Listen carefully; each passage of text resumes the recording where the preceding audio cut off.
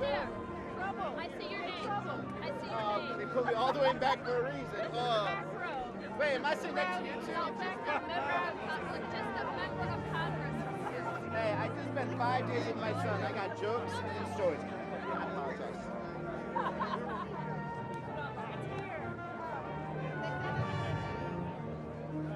That's my name, member of Congress. That's my name. There you go. I just spent 5 times. Like, I'm really had it in my hand. I can give dinner. Survival of the fittest.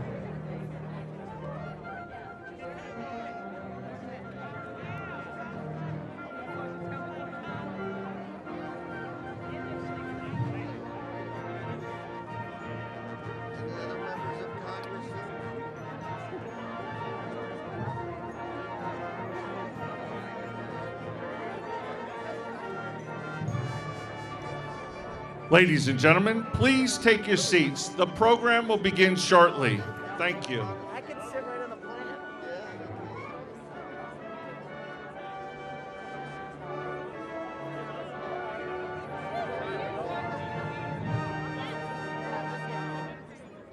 That one's how you take it. Members of the press, so I have to be careful what we say.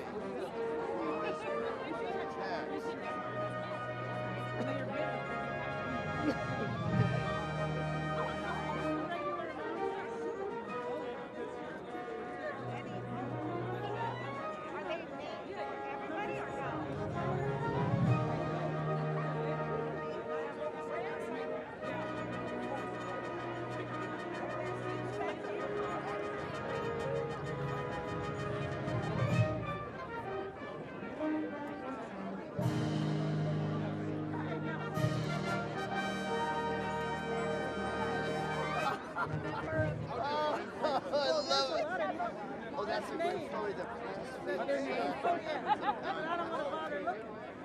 I know this is here. Now I want to make sure when I sit with these like fall apart and I hear.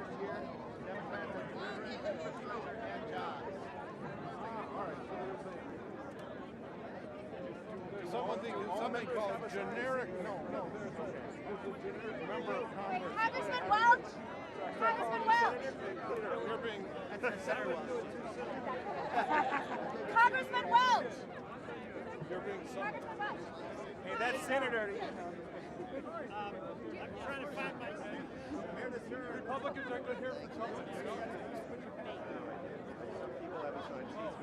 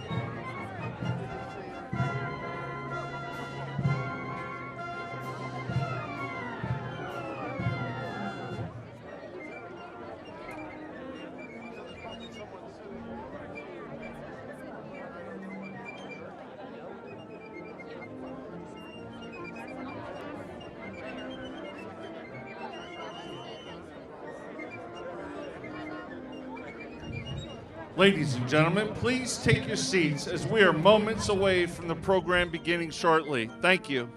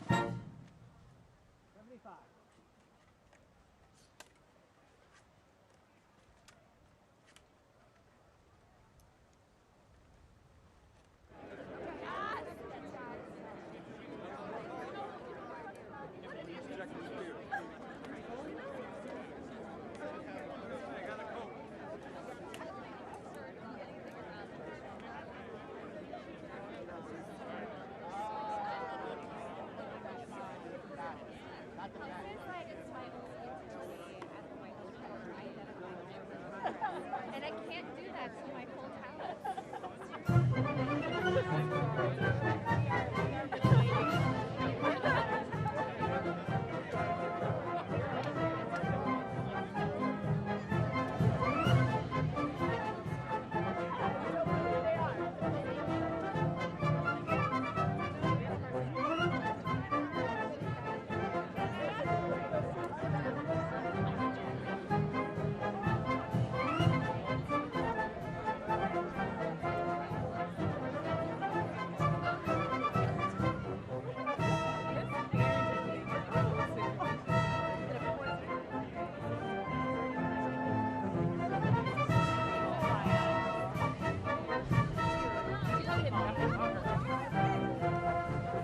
Ladies and gentlemen, please take your seats and silence your cell phones. The program will begin shortly.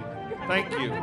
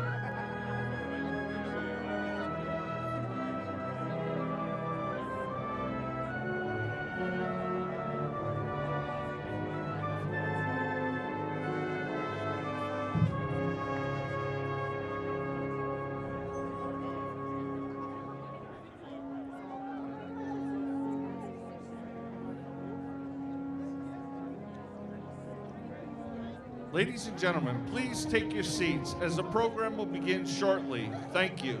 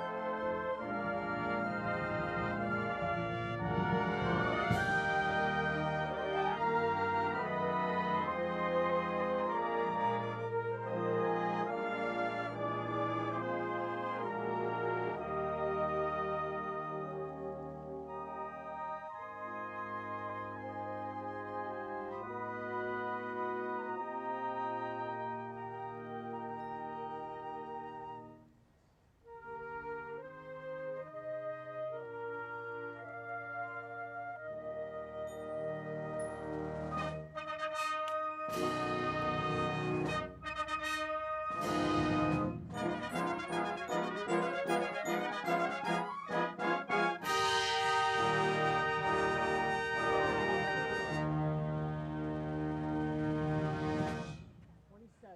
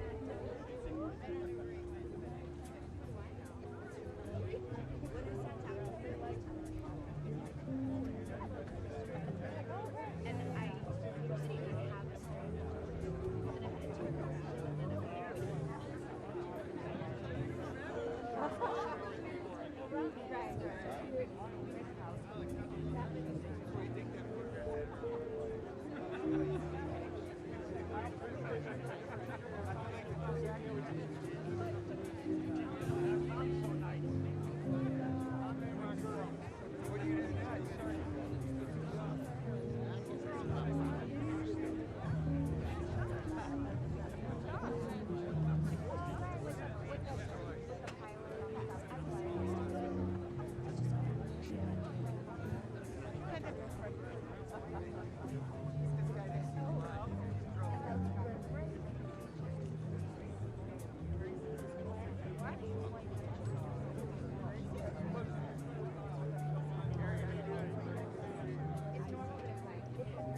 Ladies and gentlemen, please take your seats. The program will begin momentarily. Thank you.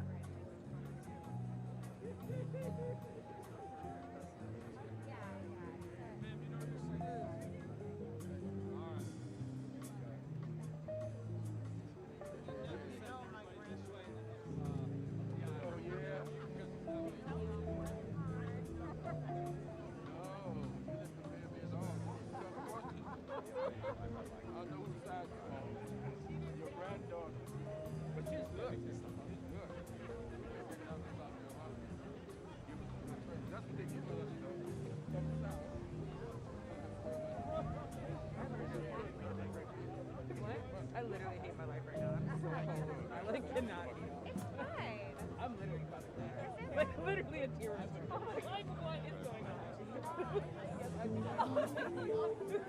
I cannot handle it. Ladies and gentlemen, please take your seats. The program will begin momentarily. Thank you.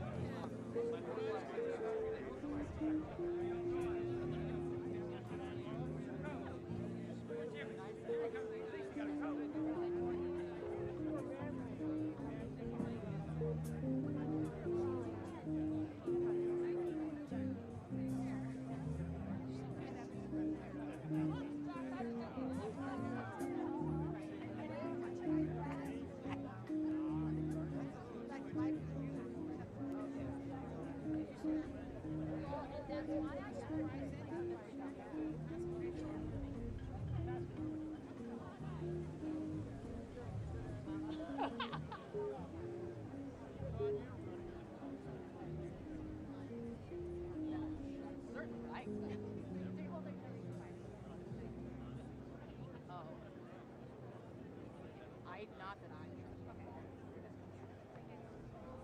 But don't you think he won't, right? You guys have covered him for longer than I've been here. I don't think he would. No, that's fair. I don't think so.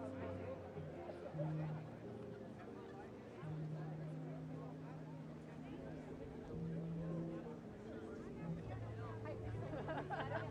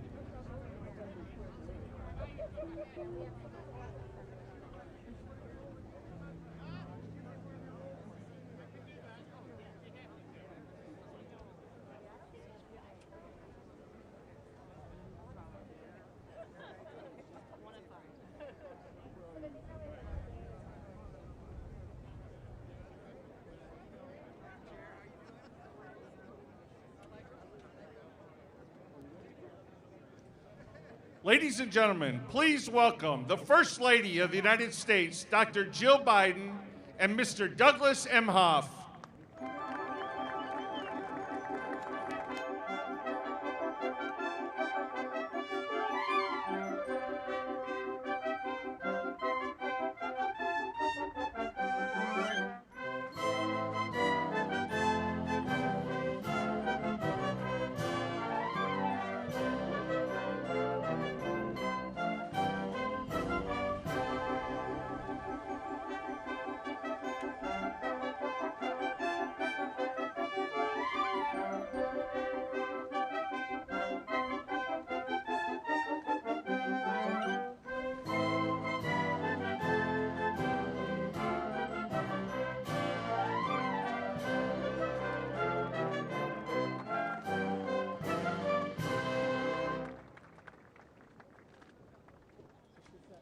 Ladies and gentlemen, please welcome Speaker Nancy Pelosi, Leader Chuck Schumer, Senator Rob Portman, Senator Kyrsten Sinema, Mayor Aquanetta Warren, and Ms. Danita Williams.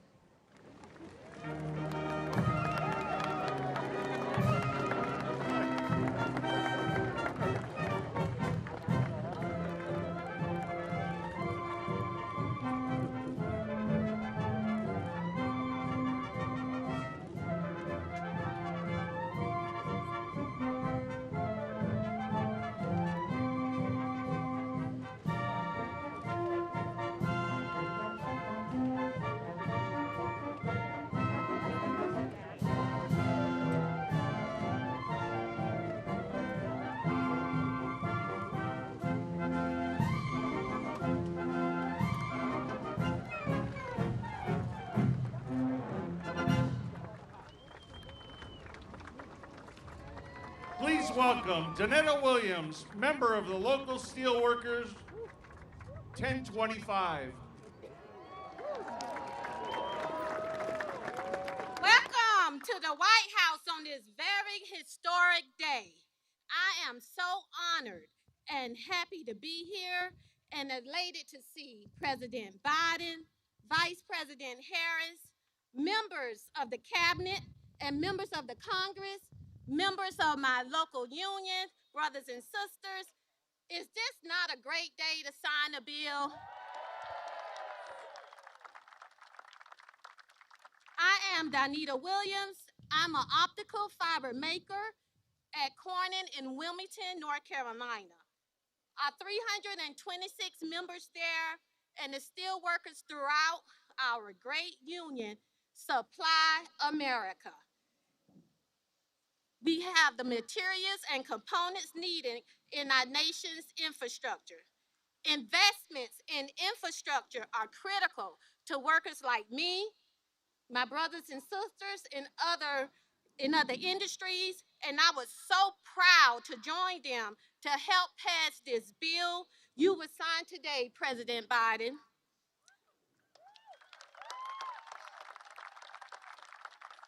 One of the most excited part about this bill, the $65 billion upgrade to expand broadband in communities across the country.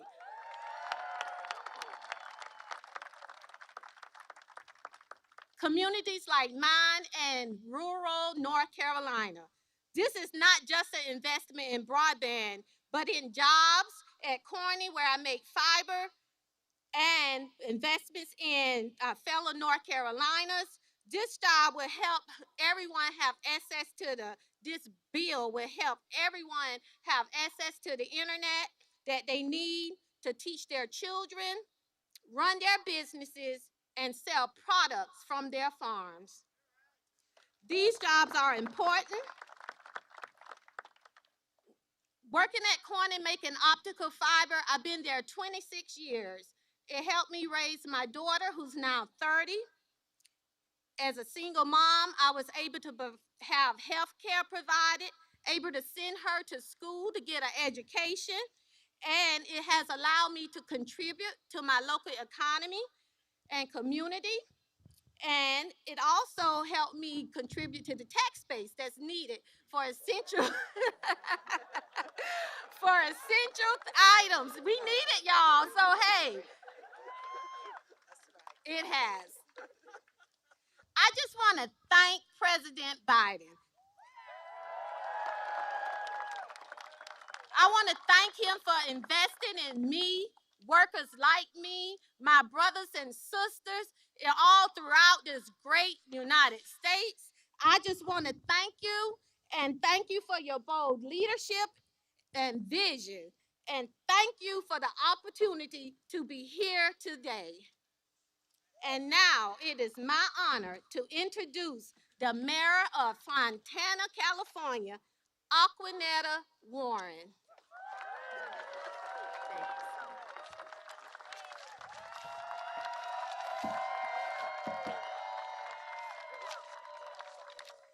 Thank you so much. Good afternoon, Mr. President and distinguished guests. I'm Aquanetta Warren, Mayor of Fontana, California, a city of 220,000 in San Bernardino County. I'm honored to be here and represent small and mid-sized communities in America. This bill, the Bipartisan Infrastructure Bill, is designed to help all of us, big, small, and in between. The bill brought together both Republicans and Democrats and will address the critical needs of our community by putting millions of Americans to work and providing long-term funding to address our nation's crumbling infrastructure. I congratulate not only President Biden on this tremendous accomplishment, but the members of Congress, including my representatives, Norma Torres and Pete Aguilar, of both parties who voted for this. I attended many meetings regarding this bill, virtually, of course. I attended these meetings and I was so struck by the bipartisan nature of the discussions. It doesn't matter whether you were a Republican or a Democrat. You work together to put the safety and efficiency of American people first. This bill will invest millions and produce countless jobs for cities such as Fontana. It will improve roadways, transit systems, our access to clean water, and millions of Americans their ability to access high-speed internet and bridge the digital divide. This bill will also address climate change, and it is a major step forward in protecting our communities against fire, drought, and floods. After the Great Depression, Roosevelt had his New Deal, putting Americans back to work and bringing forth programs that are still with us generations later. Social Security, unemployment insurance, and federal agricultural subsidies. Now, after a pandemic that has shaken the global economy at its core, we have this newer deal, one that will put America back while protecting and advancing our infrastructure for generations to come. You know, Mr. President, I've been working on infrastructure since I was elected as mayor in 2010. I just have to thank the members of Congress and thank you, Mr. President, for making this a reality. Thank you. Please welcome Senator Kyrsten Sinema.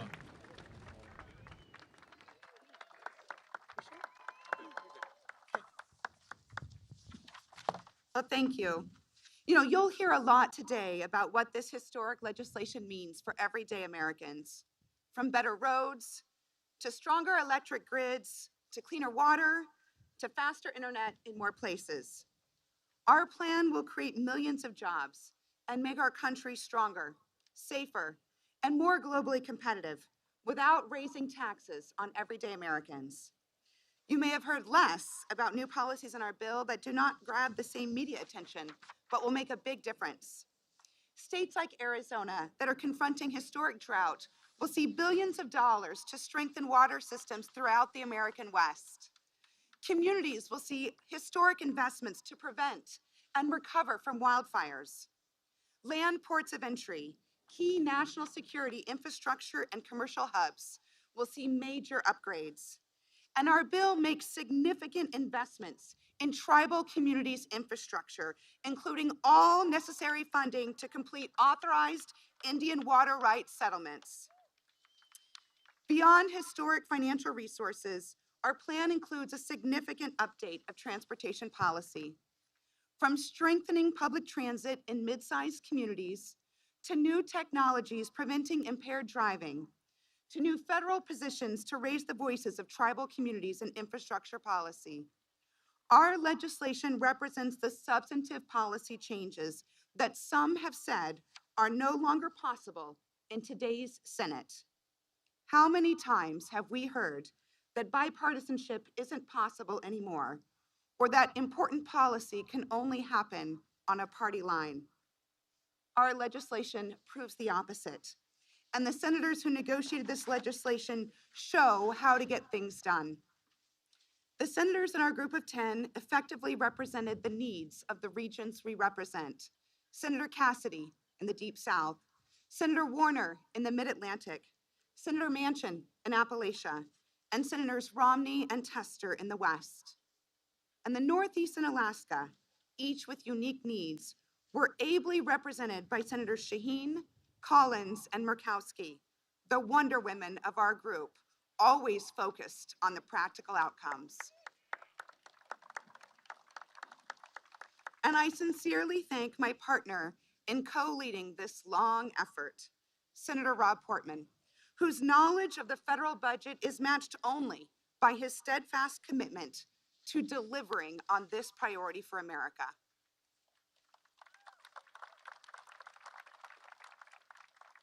Delivering this legislation for the American people, this is what it looks like when elected leaders set aside differences, shut out the noise, and focus on delivering results on the issues that matter most to everyday Americans. I look forward to the work that we will all do together to implement this historic legislation. Thank you. Please welcome Senator Rob Portman.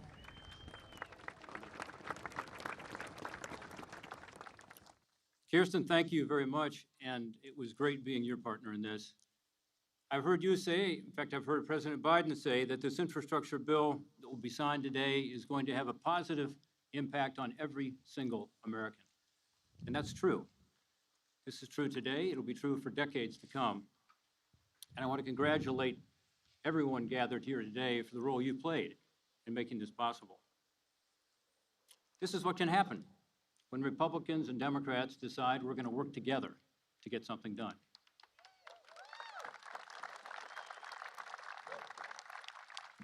The bipartisan process that resulted in this historic investment began with a meeting about 8 months ago with my colleague, Senator Sinema, whose persistence was absolutely key to us being here today. We met, frankly, in response to the initial Biden infrastructure plan, which included tax increases and also included substantial investments in so-called human infrastructure. By removing the tax hikes and shrinking the package to only fund core infrastructure, we saw an opportunity to find bipartisan consensus on finally fixing our nation's outdated infrastructure. And from there, the group quickly grew to the G10 negotiators. They were just mentioned, but I got to mention them again. Senators Susan Collins, Mitt Romney, Lisa Murkowski, Bill Cassidy, Joe Manchin, Jeanne Shaheen, Mark Warner, and John Tester. 5 Republicans and 5 Democrats. It ultimately grew to 22 senators, evenly divided by party, in a partnership with the House Problem Solvers Caucus, led by Brian Fitzgerald and Josh Gottheimer. Give them a round of applause.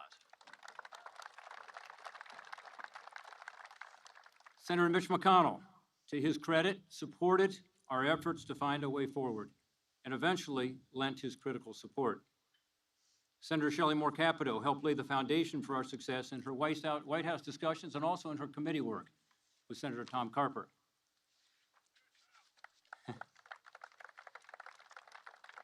Our work was guided by a few simple principles: core infrastructure only, no tax increases, and no linkage to the broader partisan reconciliation process.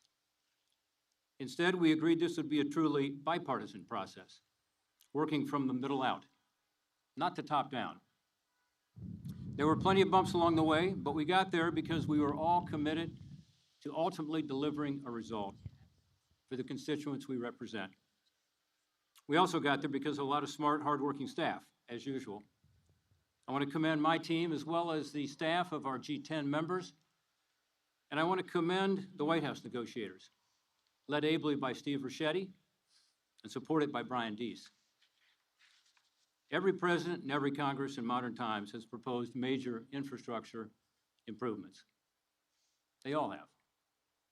By making infrastructure a real priority in his administration, President Trump furthered the discussion and helped Republicans like me think differently about the positive impact of investment in core infrastructure. And core infrastructure is what this law is all about. It's about roads and bridges and rail and transit and ports and airports and water systems, the electric grid, broadband, and more. We've got a major bridge in my hometown, and it's also a major bottleneck, desperately in need of replacing. We've been trying to do it for 25 years, but we haven't been able to pull together the funding and figure out how to do it. This new law finally gives us the tools we need to fix the Brent Spence Bridge, and the same is true for major projects all around the country. That's why you see so many of my colleagues here from every region of the country, because they know this is going to help to create more economic efficiency, more productivity, and maybe lessen that commute for their constituents. This long-term investment in our nation's capital assets will grow the economy because of that efficiency and that productivity. It'll create hundreds of thousands of new jobs. It'll make us more competitive against countries like China, who are investing heavily in infrastructure, much more than we have been. Maybe most importantly, at a time of surging inflation, these long-term investments are actually going to help. Inflation, of course, is caused when demand outstrips supply. And in this case, we're not funding stimulus spending that adds to the demand side, but ports and freight rail and roads and bridges and other assets that will help on the supply side. That's why economists say this bill is counter-inflationary, which is so important right now, as American families are facing higher prices on everything from gas to groceries. This new law also includes landmark permitting reforms to reduce timelines for infrastructure projects while maintaining environmental and safety standards. We want taxpayer-funded infrastructure projects to be done as cost-effectively as possible, right? Get them done on time and under budget. This bipartisan support for this bill comes because it makes sense for our constituents. But the approach from the center out should be the norm, not the exception. The increasing polarization of our country is keeping us from getting things done, and we have a responsibility to do better. The American people want us to see us coming together. They know that despite our differences, we should be able to figure it out and work together to solve big problems. We can start by recognizing that finding common ground to advance the interests of the American people should be rewarded, not attacked.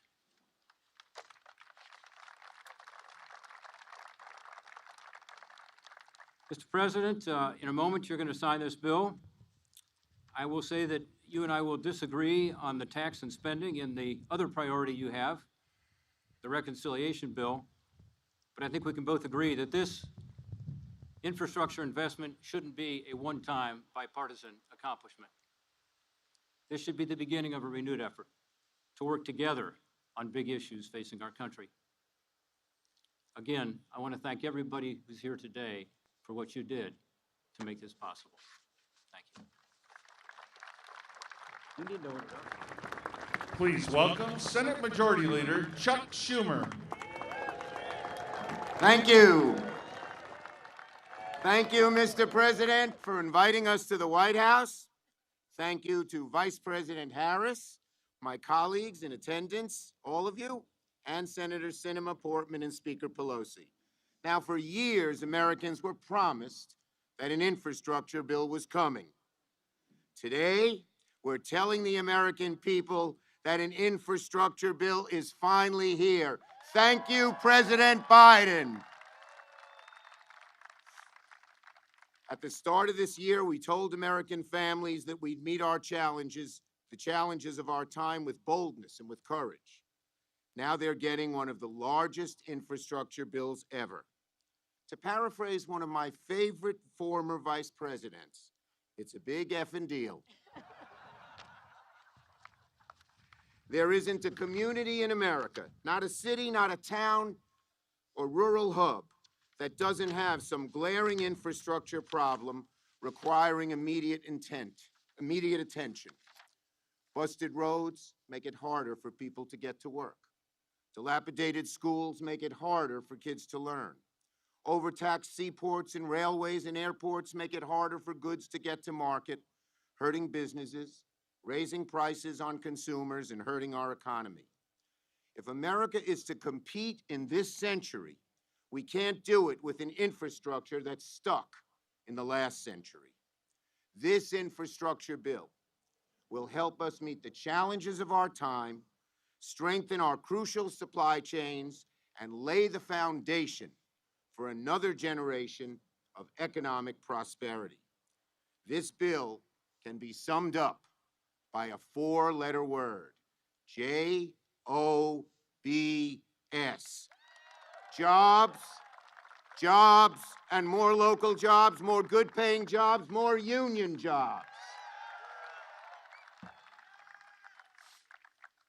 This bill will benefit every state, in very significant ways. In New York, my New York, major projects have been stalled for so long, like Gateway, the Cross Bronx Expressway, the 2nd Avenue Subway, I-81 in Syracuse, the Inner Loop in Rochester, will all have the ability to get going. And there are projects as important as these in every state across the country. Today's infrastructure bill will also begin the necessary efforts to prevent the worst of climate change, putting thousands of Americans to work by investing in resilience in our buildings, and crucially, beginning our task to make America's transportation system clean.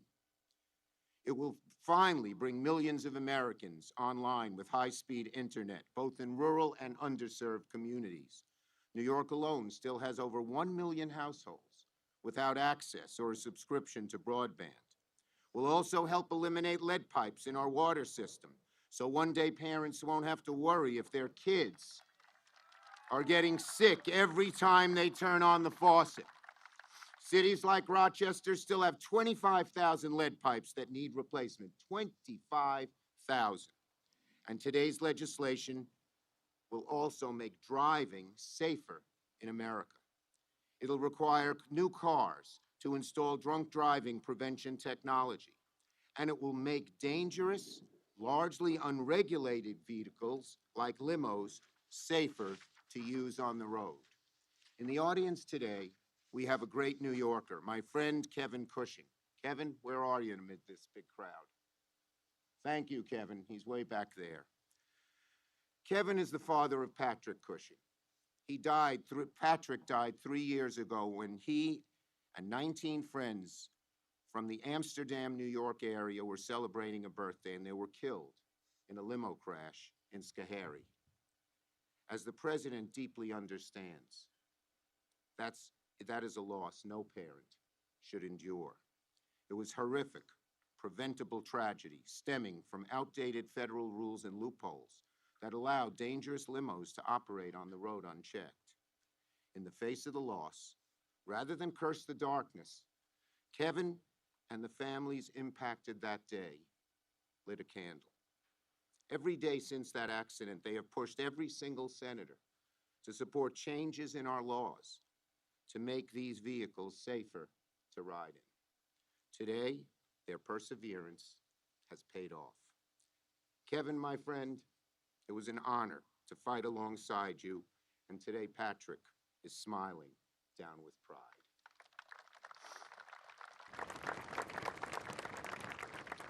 So, Mr. President, thank you for your leadership in achieving this long-sought goal on a bipartisan basis.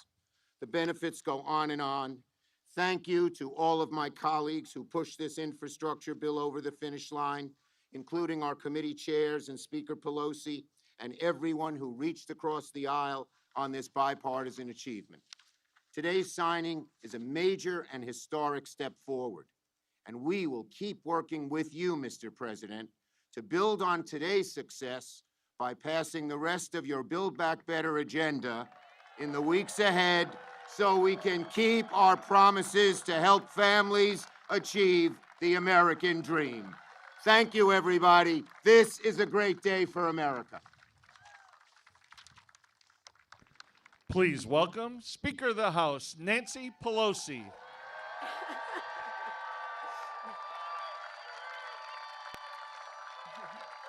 Good afternoon, everyone.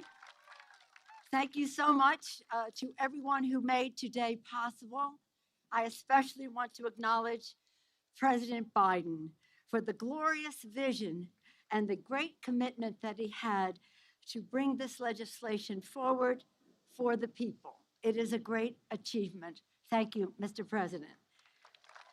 When our nation was experiencing the depths of pandemic and economic crisis, you knew, Mr. President, that we needed not only to recover, but we had to seize the opportunity to build back better.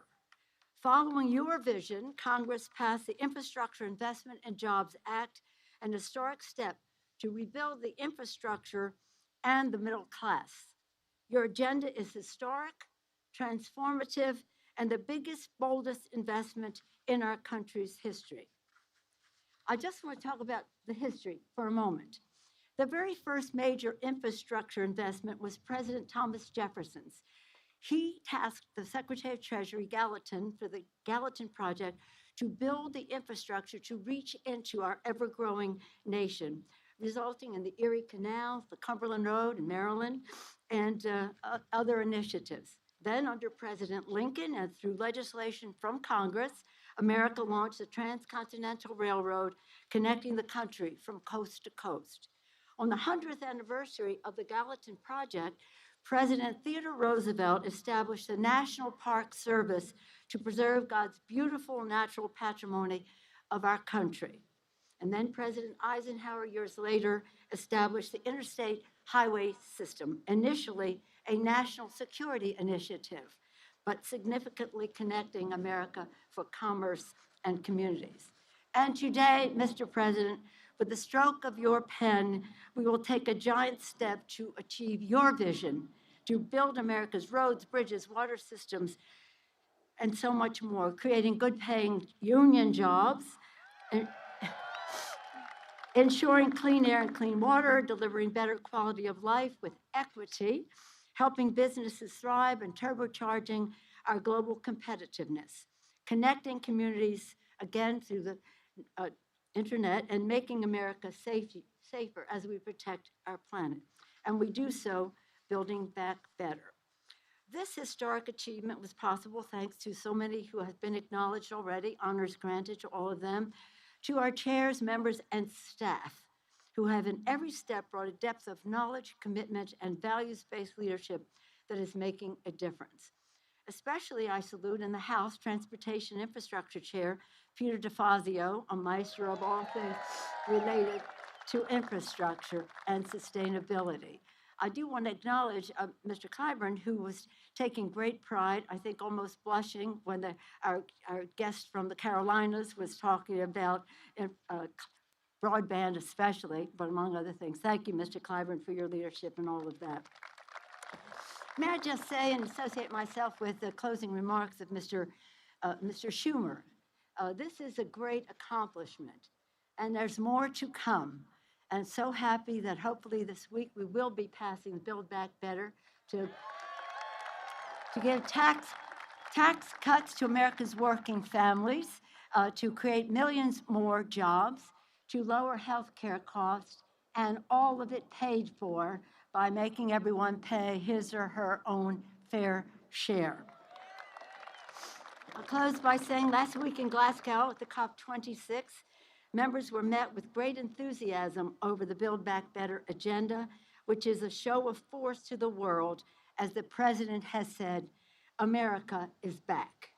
With President Biden's signature, we show America's leadership for ourselves, for the people, and to the world. Thank you, Mr. President, and thank all of you.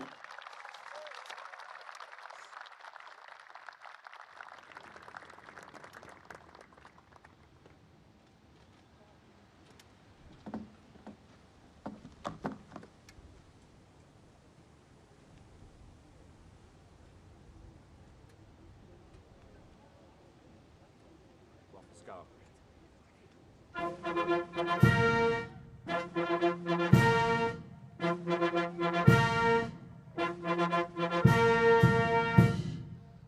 Ladies and gentlemen, the President of the United States, accompanied by the Vice President of the United States and Heather Kurtenbach, a member of Iron Workers Local 86.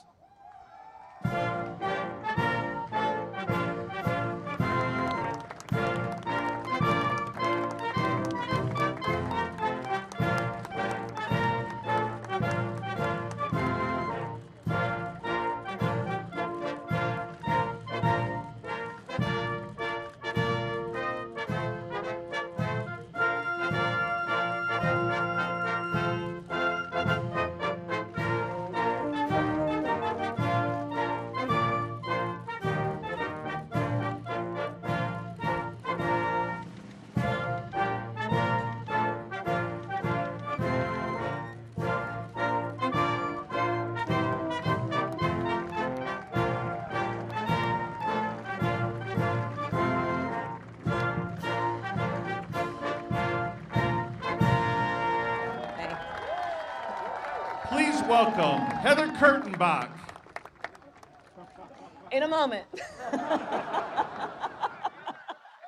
Please have a seat. President Joe Biden, Speaker Nancy Pelosi, Majority Leader Chuck Schumer, Cabinet members, Congress members, governors and mayors, and my fellow Americans. This is an historic day. In the middle of the Civil War, President Abraham Lincoln started construction on the Transcontinental Railroad. In the middle of the Great Depression, President Franklin Roosevelt finished construction on the Hoover Dam. President Dwight Eisenhower signed the National Interstate and Defense Highways Act in the middle of the Cold War. And today, President Joe Biden will sign the Infrastructure Investment and Jobs Act into law. Indeed, is an historic day today. From the very start of our administration, we were determined to follow through, not just on our promise to invest in our nation's infrastructure, but on the promises that the American people have heard for years now. And we would not be here today were it not for your leadership, Mr. President. From the very start, you welcomed Democrats, independents, and Republicans to meet with us in the Oval Office. You welcomed ideas. You welcomed debate, all in the service of getting this bill done. And here is what I know to be true, Mr. President. You are equal parts believer and builder. And because you are, we are all better off. On behalf of our nation, thank you, Mr. President.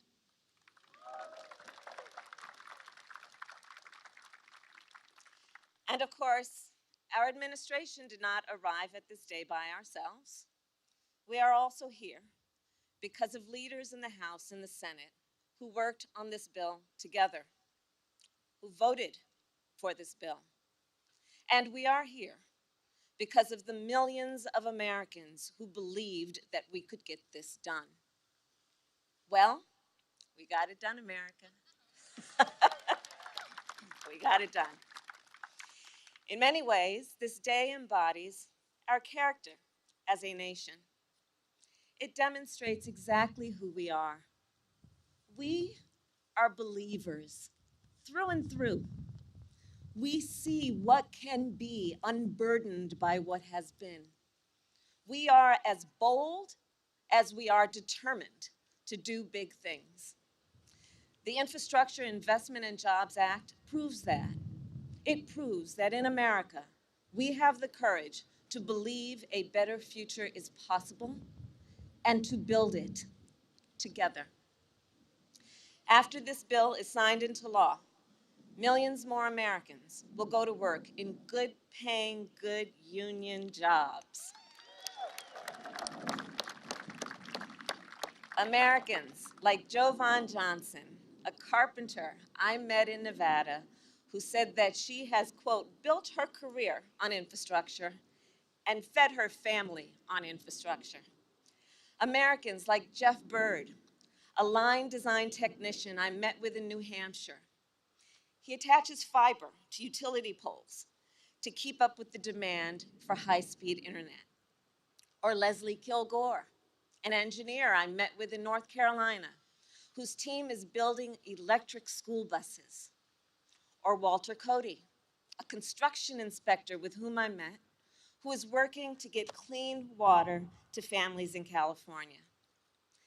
This will be a nationwide effort, the likes of which we have not seen in a generation.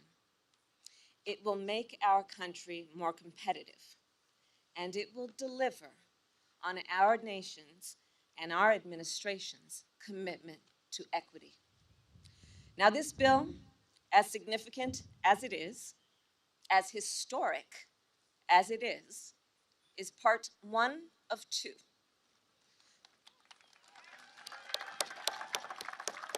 To lower costs and cut taxes for working families, to tackle the climate crisis at its core, Congress must also pass the Build Back Better Act.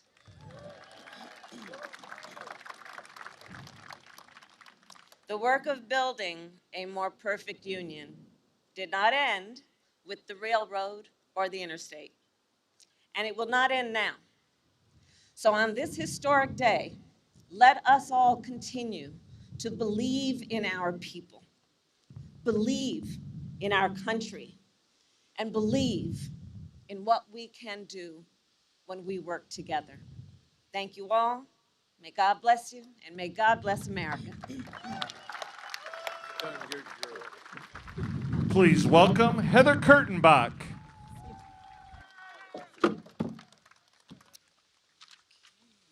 Thank you, Madam Vice President.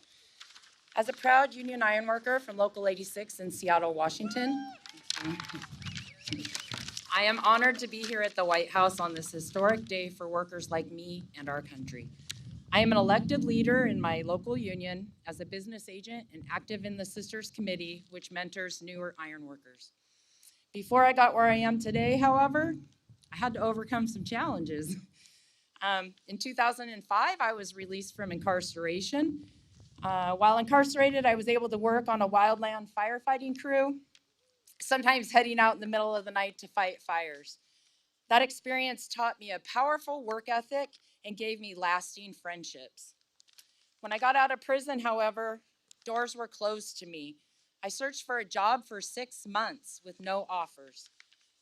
Finally, as a last-ditch effort, I asked my brother-in-law, a union ironworker, how he made a living. He told me, go to the union and apply. You could totally do this work. And I'm so glad that I did. I was accepted into, thank you, yeah.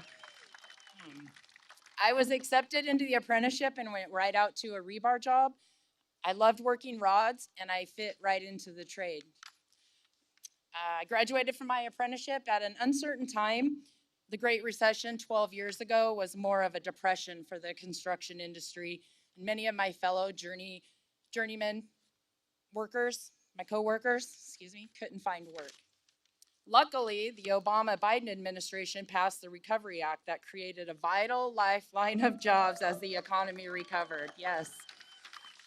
Just like this infrastructure law will do for workers today, enabling them to rebuild America and take care of their families over the coming years.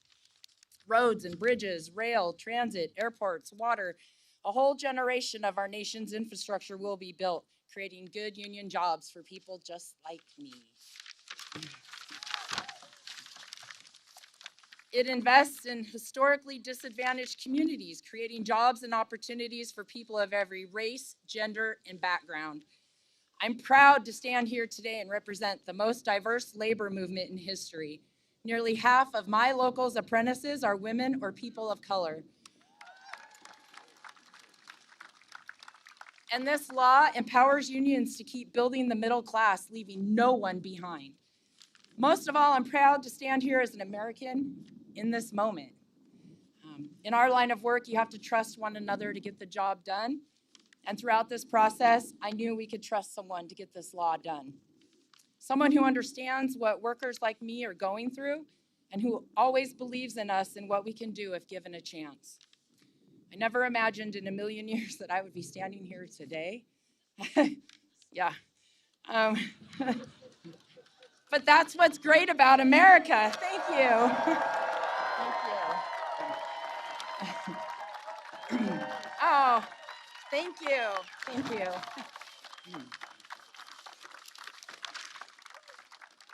Yeah. But that's what's so great about America and having a president who believes someone like me should be standing here. On behalf of Local 86 in Seattle and union workers everywhere, for the faith he's placing in us, I am honored to introduce the 46th President of the United States, Joe Biden.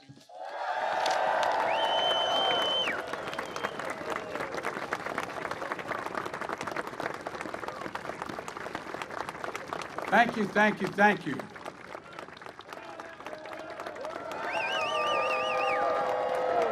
Thank you. Thank you, Heather. Thank you, thank you, thank you.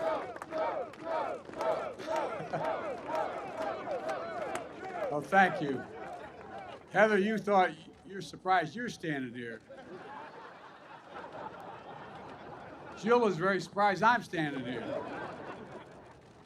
Well, Heather, thank you for the introduction. And I can't look over here because the sun's shining in my eyes, but all this other crowd over here, thank you, thank you, thank you, thank you for all you've done. Look, thanks for sharing this day with us. Why this day matters to you and your fellow iron workers and your families, and you explained it well. For all the folks at home, I know this day matters to you as well. I know you're tired of the bickering in Washington, frustrated by the negativity, and you just want us to use and focus on your needs, your concerns, and the conversations that are taking place at your kitchen table. Conversation as profound as they are ordinary. How do I find work? And how do I get there? How can our small business thrive and our child succeed in school? Or how do we emerge from this pandemic, not just with a little bit of breathing room, but with real fighting chance to get ahead? When we ran for president, I thought maybe I could help answer some of those questions for you and the needs you have. Because every time I'd ride home on Amtrak, I'd go through just north of just south of Baltimore. I'd look out, go through a suburban neighborhood. I'd look in all those lights are on in the windows, Nance, and I look and I wonder, what are they talking about? I'm serious, swear to God. What are they talking about sitting at that table? What are they talking about? They're talking about the things that I talked about at our kitchen table, Jill at hers, and all of you as well. And that's about how can we come together to be president for all Americans, to make sure our democracy delivers for you, for all of you. And I promised that we couldn't just build back to what it was before. We literally had to build back better. You couldn't build back. We're the only country that's always come out of great crises stronger than we went in. And the world has changed, and we have to be ready. My fellow Americans today, I want you to know we hear you and we see you. The bill I'm about to sign along is proof that despite the cynics, Democrats and Republicans can come together and deliver results. We can do this. We can deliver real results for real people. We see in ways that really matter, each and every day to each person out there. And we're taking a monumental step forward to build back better as a nation. I want to thank everyone who helped make this happen. Vice President Harris, my cabinet members, my White House team, Jill, Doug, our first lady, and our first lady and our second husband. No, I'm joking. These guys travel all over the country together. I'm getting worried, you know. And Doug's one hell of a lawyer besides. And everybody from the United States Senate, Majority Leader Schumer, and a group of Senate Democrats and Republicans who established this bipartisan framework, including representatives and all the folks you heard from. Senator Rob Portman is a really hell of a good guy. I'm not hurting you, Rob, because I know you're not running again. That's the only reason I say it. But you are a hell of a good guy. And the most determined woman I know, Senator Kyrsten Sinema. Congratulations, Kyrsten. Look, Committee Chair Tom Carper, Ranking Member Shelley Moore Capito. I also want to thank Minority Leader Mitch McConnell for voting for this bill and talking about how useful and important it is. And from the House of Representatives, Speaker Pelosi, Steny Hoyer, Jim Clyburn, and Committee Chair Pete DeFazio. Democrats and Republicans, progressives and moderates, I'd like to pause and ask all the committee chairs and ranking members of the United States Senate and House that are here today, please stand. Will all of you stand? Come on. All right. Thank you, thank you, thank you. To state the obvious, none of this would have happened without all of you. I really mean it. And also to the governors. Where are the governors? Governors, stand up. Come on, I want you to stand up. Red states, blue states, you all contacted me. You all said you were for this. You all stepped up. And more than 375 mayors, Democrats and Republicans, from every state and District of Columbia, wrote me asking to get this done. You got it, kid. And nearly 50 of whom are here today, including Republican Mayor Fontana, who from Fontana, California, Mayor Warren, who spoke earlier, and county and state and tribal leaders as well, civil rights leaders, faith leaders, law. You know, this law was supported by business groups, the U.S. Chamber of Commerce, the National Association of Manufacturers, the Business Roundtable, representing 200 of the largest corporations in America, and other top business. I want to especially thank, and I'm sure you'll all, as we used to say in the Senate, I say in point of personal privilege, I want to thank organized labor, who understands this about jobs. You all stood up. Jobs, jobs, jobs, jobs. Special thanks to the AFL-CIO, the United Auto Workers, electrical workers, the IBW, the iron workers, it goes on, plumbers, pipe fitters, and the building trades, steel workers. Who would I leave out?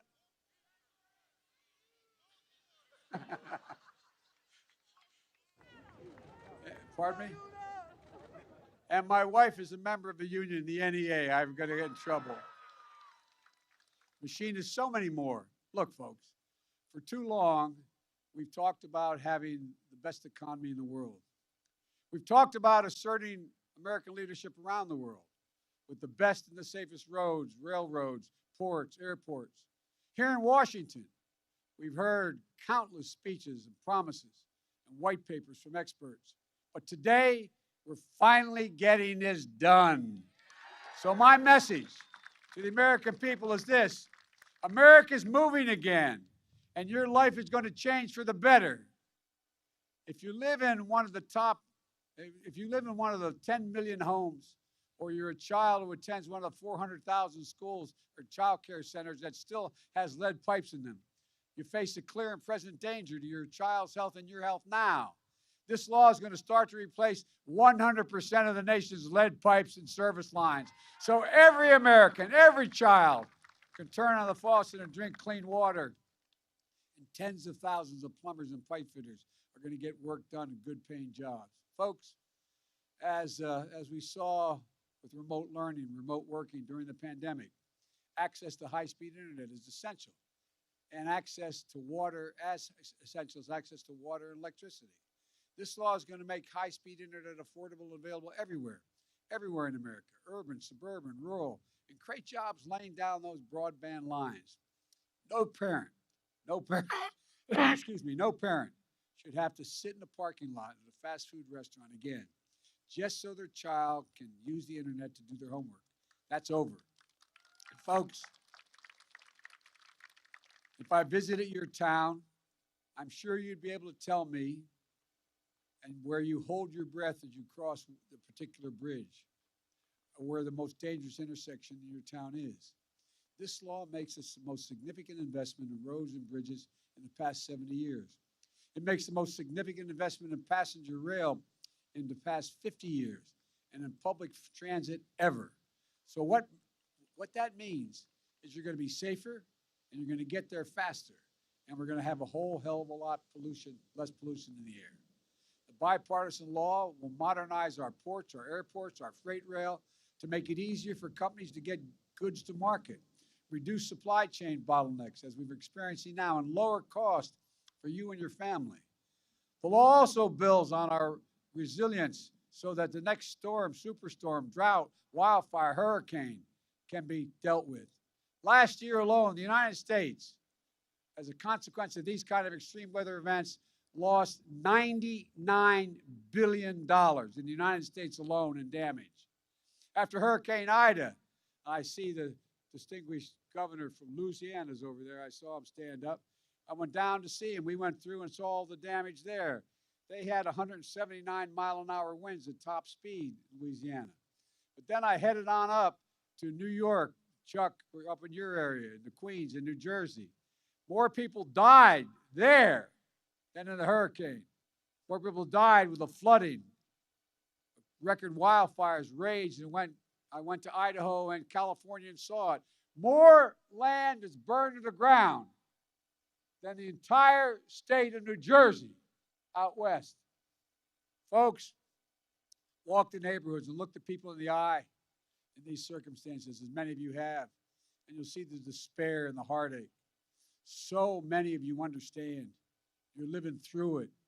This law builds back our bridges, our water systems, our power lines, our levees, better and stronger, so few Americans be flooded out of their homes or lose power in those days and weeks as a consequence of the storms that hit. Folks, this bipartisan law, for the first time ever, creates a true national network of charging stations for electric vehicles, over 500,000 of them, so you can charge your car here and drive all the way to California, not worrying about having to find places to charge, creating thousands of jobs, thousands.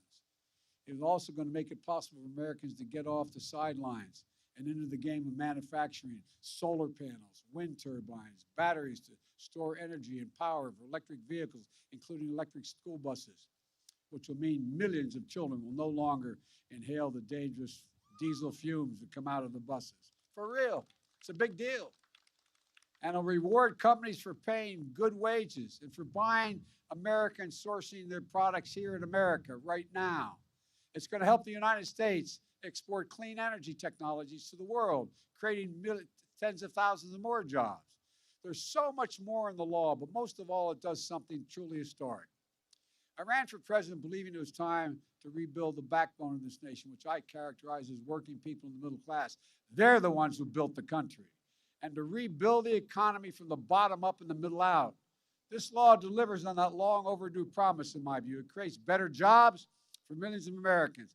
And no one earning less than $400,000 a year will pay a single penny in federal taxes because of it. And it does not include, as we did the bipartisan infrastructure bill, it does not include a single penny in gas tax, which I rejected because people under $400,000 would be paying it. This law is a blue-collar blueprint to rebuild America. It leaves no one behind, and it marks an inflection point that we face as a nation. For most of the 20th century, we led the world by significant margin because we invested in ourselves. But somewhere along the way, we stopped investing in ourselves. We risked losing our edge as a nation, and China and the rest of the world are catching up. Our infrastructure used to be rated the best in the world. Now, according to the World Economic Forum, we rank 13th in the world. Well, that's about to change. Things are going to turn around in a big way. For example, because of this law, next year will be the first year in 20 years American infrastructure investment will grow faster than China's. We'll once again have the best roads, bridges, ports, and airports over the next decade. And we'll lead the world into the 21st century with modern cars and trucks and transit systems. We're going to do this by building again and moving again. Folks, too often in Washington, the reason we didn't get things done is because we insist on getting everything we want, everything. With this law, we focus on getting things done. I ran for president because the only way to move this country forward, in my view, was through compromise and consensus. That's how the system works. That's American democracy. And I'm going to be signing a law that is truly consequential because we were made our democracy deliver for the American people. We compromised. We reached a consensus. That's necessary. And now our focus moves to implementing an infrastructure law that's going to, with speed and with discipline. I have a lot of experience in doing that. When I was vice president, I was given responsibility for overseeing and implementing the Recovery Act for nearly $900 billion emergency package. I'm proud to say that when we finished implementing that Recovery Act, it was determined that there had been less than 0.2% waste, fraud, or abuse. And it was how I learned and earned the nickname Sheriff Joe from President Obama, because I made it a point every single day for well over a year to stay on top of how the money was being used. I spoke with over 160 mayors, 2-3 times sometimes. And I spoke with county executives and every governor save one. Well, I won't mention that. And save one. She could see Alaska from reports. But monitor what we're doing. That was just how it was being done. And it was one of the most efficient implementations of a major program in American history. And now we owe it to the American people to do the same thing again. And to make sure every penny is spent where it's supposed to go in a timely fashion, I've asked the former mayor of New Orleans and former lieutenant governor of Louisiana, Mitch Landrieu, to oversee this responsibility. He'll have full access to every tool the federal government has to get it done. And we have the high obligation and responsibility to make sure this money is used wisely and used well. Folks, I've been looking forward to this day for a long time, like all of my colleagues here have. Tomorrow, I'll be traveling to New Hampshire to visit a bridge that is structurally not safe, like thousands of bridges across America. That's what this law is all about, keeping communities safer and more efficient. On Wednesday, I'll be in Detroit to meet with the UAW workers who are building the next generation of electric vehicles. And that's just the beginning. We're also seeing you'll be seeing me and Vice President Harris, Jill and Doug, cabinet officials, hitting the road to help you understand how this is going to transform your lives for the better. And folks, when you see those projects starting in your hometowns, I want you to feel what I feel. Pride. Pride in what we can do together as the United States of America. Folks, you know, the same goes for my plan to build back better for the people, getting folks back to work and reducing cost of things like child care, elder care, housing, health care, prescription drugs, and meeting the moment on climate change. I'm confident that the House will pass this bill, and then we're going to have to pass it in the Senate. And it's fully paid for. It will reduce the deficit over long term, according to the leading economists in the world. And again, no one earning less than $400,000 will pay a single penny more in federal taxes. And together with the infrastructure bill, millions of lives will be changed for the better. Folks, let me close with this. Throughout our history, we've emerged from crises by investing in ourselves. During and after the Civil War has been referenced, we built the Transcontinental Railroad, uniting East and West and uniting America. During the Cold War, we built the interstate highway system, transforming how America lived their lives. And now we're emerging from COVID-19 pandemic and we'll build an economy for the 21st century. When I met with President of China, who I'm going to be speaking with tonight, several years ago, he asked me, we were in China, he said, could I define America? And I said, absolutely. It's the God's truth. I said, absolutely. I can define it in one word. Possibilities. Possibilities. There is no limit to what our people think we can do. And there is no limit to what our nation can do.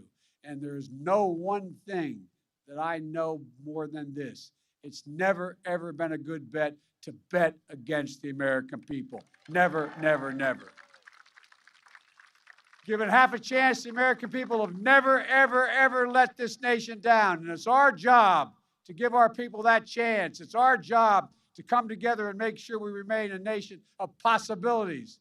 As I look out in this crowd today, I see Democrats and Republicans, national leaders, local leaders, all elected officials, labor leaders, business leaders, and most of all, I see fellow Americans. I see America.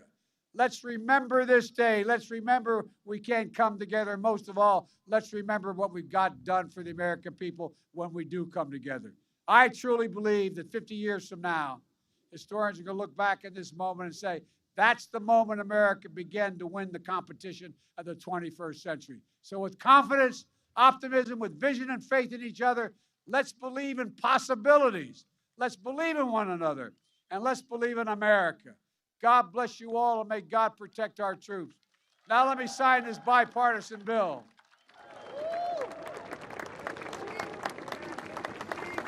Take the Vice President to take it out of your way, sir. Good man. There you go. Yes, sir.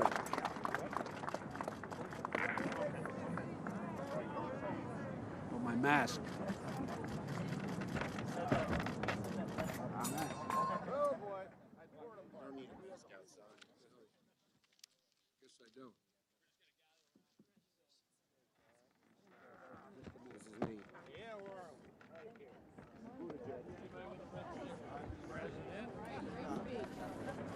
Hey guys, much We were wondering when you were going to stop for a moment after cruising it. I tell you what, I know what you mean.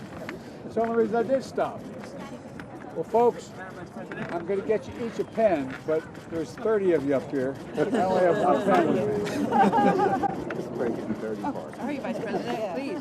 All right. Thank you.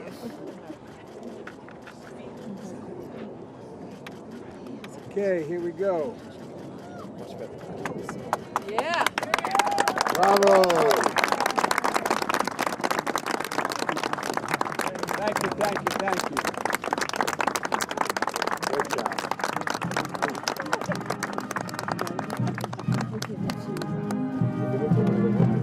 Everybody gets one.